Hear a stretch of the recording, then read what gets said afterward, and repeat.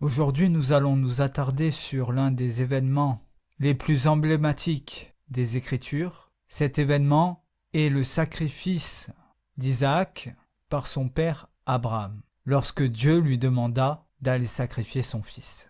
Et nous allons voir au sujet de cet événement toutes les incohérences qui peuvent se trouver dans cet événement. Mais tout d'abord, lisons cette histoire. Dans Genèse au chapitre 22, il est écrit « Après ces choses, Dieu mit Abraham à l'épreuve et lui dit « Abraham ». Et il répondit « Me voici ». Dieu dit « Prends ton fils, ton unique, celui que tu aimes, Isaac, va-t'en au pays de Morija, et là offre-le en holocauste sur l'une des montagnes que je te dirai. » Abraham se leva de bon matin, sella son âne, et prit avec lui 2 serviteurs et son fils Isaac. Il fendit du bois pour l'holocauste et partit pour aller au lieu que Dieu lui avait dit.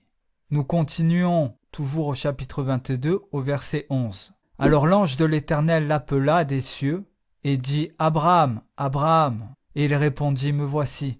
L'ange dit « N'avance pas ta main sur l'enfant et ne lui fais rien, car je sais maintenant que tu crains Dieu et que tu ne m'as pas refusé ton fils unique. » Abraham leva les yeux et vit derrière lui un bélier retenu dans un buisson par les cornes, et Abraham alla prendre le bélier et l'offrit en holocauste à la place de son fils. Et nous continuons toujours dans ce même chapitre au verset 15.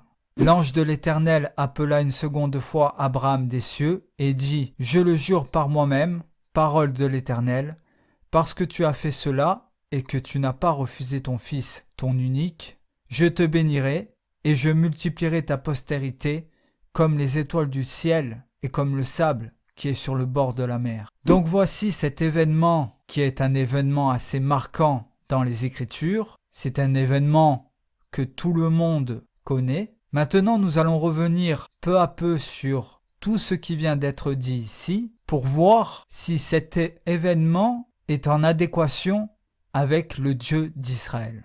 Alors tout d'abord, on nous dit que Dieu appela Abraham et lui demanda de prendre son fils, Isaac, afin de lui offrir en sacrifice, en holocauste. Donc ici, nous retrouvons ce Dieu-là qui demande des sacrifices, comme nous pouvons le retrouver un peu partout dans les Écritures, où il a été demandé de faire des sacrifices, où Dieu a demandé de faire des sacrifices par l'intermédiaire de Moïse. Mais comme nous avons aussi dans le témoignage et dans les Écritures la parole des serviteurs de Dieu, la parole des prophètes, nous avons un double discours de la part de Dieu dans les Écritures et nous avons 2 visages opposés. L'un des visages est celui d'un Dieu sacrificiel et qui demande à son peuple de lui rendre un culte par les sacrifices. Et de l'autre, nous avons un Dieu qui est censé être le même, qui lui va totalement démentir cela. Et il va le démentir à travers la parole de ses serviteurs, les prophètes. Donc nous pouvons retrouver cette parole dans Jérémie au chapitre 7. En effet, je n'ai pas parlé avec vos ancêtres, je ne leur ai donné aucun ordre au sujet des holocaustes et des sacrifices. Le jour où je les ai fait sortir d'Égypte, voici l'ordre que je leur ai donné. Écoutez ma voix et je serai votre Dieu, et vous mon peuple, marchez dans toutes les voies que je vous prescris afin d'être heureux. Cependant, ils n'ont pas écouté, ils n'ont pas tendu l'oreille, ils ont persévéré dans les conseils et le penchant de leur cœur mauvais, ils ont régressé au lieu de progresser. Donc, comme vous l'entendez, cette parole seule vient démontrer que Dieu n'a donné aucun ordre au peuple d'Israël, et donc au conducteur de ce peuple qui était Moïse, au sujet des sacrifices et des holocaustes. Et cette parole est une parole de Jérémie. Et que lui, il avait demandé de persévérer dans la loi prescrite par Moïse, c'est-à-dire les 10 commandements, afin que cette loi puisse rendre heureux son peuple, mais que eux n'ont pas écouté et qu'ils ont persévéré dans ce qui était mauvais et qu'ils ont régressé au lieu de progresser. Donc persévérer dans ce qui était mauvais, cela veut dire enfreindre la loi de Dieu. Et ici, on nous explique bien que cette loi sur les sacrifices et les holocaustes n'est pas une loi qui a été donnée par le Dieu d'Israël. Lui, il n'a donné aucun ordre à ce sujet. Donc déjà, cette seule parole remet en question toute l'histoire d'Abraham et le sacrifice d'Isaac. Car comment Dieu, lui qui n'a donné aucun ordre au sujet des sacrifices et des holocaustes, et qui ne change pas, c'est-à-dire qu'en Dieu il n'y a aucun changement, comment pourrait-il dire à Abraham de lui offrir un sacrifice? Et d'autant plus, et ça nous allons revenir dessus, qu'il lui demande d'offrir son fils unique. Il appelle son fils unique par rapport à l'alliance qui était sur Isaac. Et justement, dans Genèse au chapitre 17, on peut lire « Dieu dit, certainement Sarah, ta femme, t'enfantera un fils, et tu l'appelleras du nom d'Isaac. J'établirai mon alliance avec lui comme une alliance perpétuelle pour sa postérité après lui. » Donc ici, nous sommes avant cet événement où Dieu va demander de sacrifier Isaac. Et ici, il le dit bien. Il le dit à Abraham, ta femme Sarah sera enceinte et elle te donnera un fils et tu l'appelleras Isaac. Et c'est avec lui que j'établirai mon alliance, avec lui et avec sa postérité après lui. Donc là, il est en train de dire à Abraham, tu vas avoir un fils et ton fils sera le porteur de l'alliance. Et l'alliance aussi, donc, va retomber sur ton fils et va retomber sur sa descendance. Donc après, c'est retombé sur Jacob. Donc comment Dieu pourrait-il annoncer que Sarah va être enceinte et va donner à Abraham Isaac et que Isaac sera le porteur de l'alliance, et ensuite demander à Abraham d'aller sacrifier son fils, qui est censé être le porteur de l'alliance. Et là, c'est là que nous voyons qu'il y a encore un autre problème à ce sujet. Parce que là, si on lit le texte, Abraham, lui, il est amnésique et en plus inconscient, c'est-à-dire il ne réfléchit pas. Il est amnésique, pourquoi? Parce que avant, on a vu que Dieu va lui dire que Isaac sera le porteur de l'alliance. Et ici, Dieu se présente à lui, lui dit « Va sacrifier ton fils » et Abraham, lui, ça ne le dérange absolument pas. Et bien entendu, allez, hop, on y va et on va sacrifier Isaac. Donc, Abraham est amnésique là. Il a oublié que Dieu lui avait dit que Isaac était le porteur de l'alliance. Comment ça se fait que là, Abraham, il ne dise pas justement à cet ange de l'Éternel qui est venu dans ses Écritures, comme on le voit, lui parler, il ne dit pas à cet ange, mais comment ça se fait que tu me demandes de sacrifier mon fils alors que avant tu m'as dit qu'il était le porteur de l'alliance. Donc vous voyez qu'il y a un problème. Et Abraham, il est amnésique là. Il réfléchit pas. Et en plus de ça, on lui dit va sacrifier ton fils et lui il le fait. Ça ne le dérange absolument pas. Si demain un ange vient et vous dit allez sacrifier votre enfant, vous allez le faire sans réfléchir, sans vous poser la moindre question. Et vous allez croire que Dieu réellement demande à faire ces choses, à aller à sacrifier un enfant. Et vous voyez où on en arrive à croire tout un tas de choses. Donc c'est ça le problème.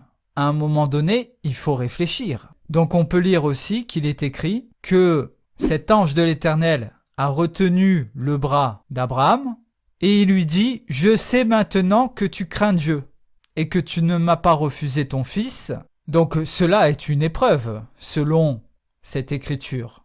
Donc ici, on nous explique que Dieu a mis à l'épreuve Abraham et que il fallait qu'il y ait cette épreuve pour que Dieu sache que maintenant, il sait que Abraham craint Dieu. Abraham craint Dieu parce que lui-même est capable de tuer son fils. Donc c'est ça la crainte de Dieu. La crainte de Dieu, c'est de pouvoir tuer son fils parce qu'un ange est venu nous parler. Et là, par contre, on craint Dieu. Et ce n'est pas du tout ça, craindre Dieu. Et ça, ce n'est pas une épreuve de Dieu. Dieu ne va jamais demander à faire ces choses à personne. En quoi est-ce une épreuve? C'était l'épreuve alors de dire que Dieu l'a tenté et que lui, il a réussi à ne pas succomber au mal. Donc Dieu est un tentateur alors. Celui qui tente, c'est pas Dieu. Dieu ne tente personne. Donc, vous voyez très bien qu'ici, il y a un problème. Il y en a même plusieurs. Donc ici, en rien, il y a une épreuve. Donc vous voyez que cette histoire ne tient pas la route. Ça n'a aucun sens. Cet événement et cette demande de la part de Dieu n'a aucun sens. Et on va terminer sur cela. Au verset 15, on nous dit que l'Éternel appela une seconde fois Abraham et il lui dit « Je le jure par moi-même, parole de l'Éternel, parce que tu as fait cela et que tu n'as pas refusé ton fils, je te bénirai et je multiplierai ta postérité, comme les étoiles du ciel, et comme le sable qui est sur le bord de la mer. » Donc ici, on est en train de nous dire que parce que Abraham était prêt à sacrifier son fils, donc comme il le dit, que tu n'as pas refusé ton fils en sacrifice pour moi, donc je te bénirai, donc c'est la cause ici, de la bénédiction et de la multiplication de sa postérité, comme il le dit, parce que tu as fait cela, je te bénirai et je te multiplierai. Or, on va voir que cela est faux, tout simplement parce que Dieu lui avait déjà dit ces choses. Dieu lui avait déjà dit ces choses.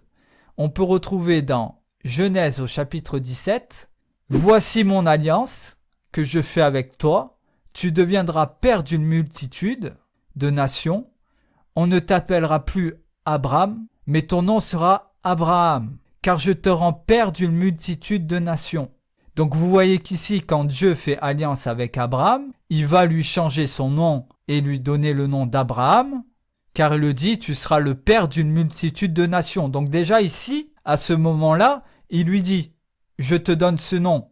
Si je te donne ce nom, c'est que c'est acquis. Je te donne ce nom parce que tu vas être le père de la multitude. Et après, on nous dit ici, dans Genèse 22, 15, que c'est parce qu'il a obéi et qu'il était prêt à sacrifier son fils que Dieu va le bénir et le multiplier. Ben non, puisqu'il a déjà fait avant, dans l'alliance qu'il a faite au départ avec lui. Cela était inscrit dans l'alliance. C'est même le centre de l'alliance, puisque son nom veut dire cela. Donc voilà, c'était pour vous montrer un peu ces choses au sujet de cet événement qui est quand même assez marquant dans les Écritures. Cette histoire est connue de tous, mais on ne s'y attarde pas réellement. Ce qu'on retient de cette histoire, c'est que Dieu demande à Abraham de sacrifier son fils, que Abraham obéit à Dieu et que par là il devient le père de la foi. Donc le fait de sacrifier son enfant fait de vous un homme de foi. Ça n'a aucun sens. Dieu demande de montrer sa foi par le fait d'enfreindre sa loi. On voit bien qu'il y a un gros problème ici. Et donc vous avez vu les différents problèmes cités. Donc voilà, c'était pour vous montrer ces choses et pour vous expliquer et pour vous dire encore une fois que le Dieu d'Israël n'est pas un Dieu de sacrifice.